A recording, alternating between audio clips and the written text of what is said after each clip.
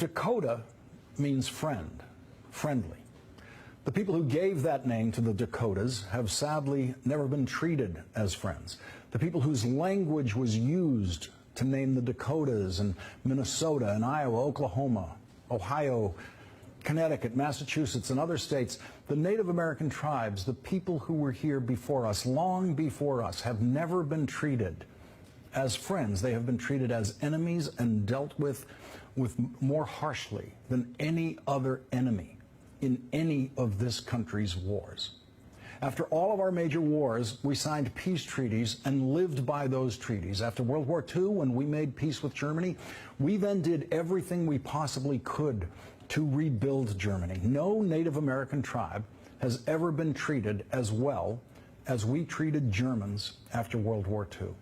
Donald Trump and his supporters now fear the country being invaded by foreigners who want to change our way of life, a fear that Native Americans have lived with every day for over 500 years.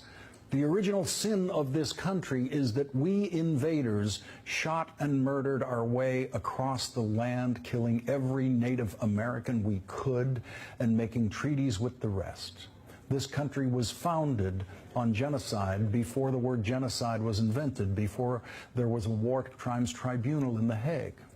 When we finally stopped actively killing Native Americans for the crime of living here before us, we then proceeded to violate every treaty we made with the tribes, every single treaty.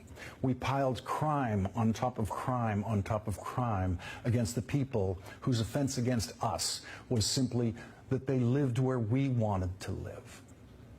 We don't feel the guilt of those crimes because we pretend they happened a very long time ago in ancient history, and we actively suppress the memories of those crimes. But there are people alive today whose grandparents were in the business of killing Native Americans. That's how recent these crimes are.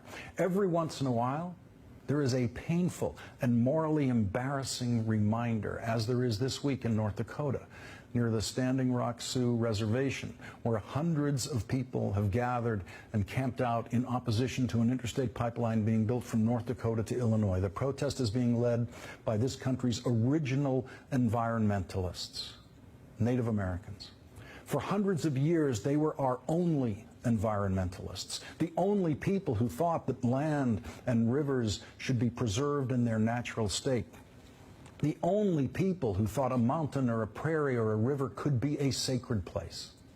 Yesterday, a federal judge heard arguments from the tribes against the federal government's approval of the pipeline and said he will deliver his decision on whether the pipeline can proceed next month. There are now over 90 tribes gathered in protest of that pipeline.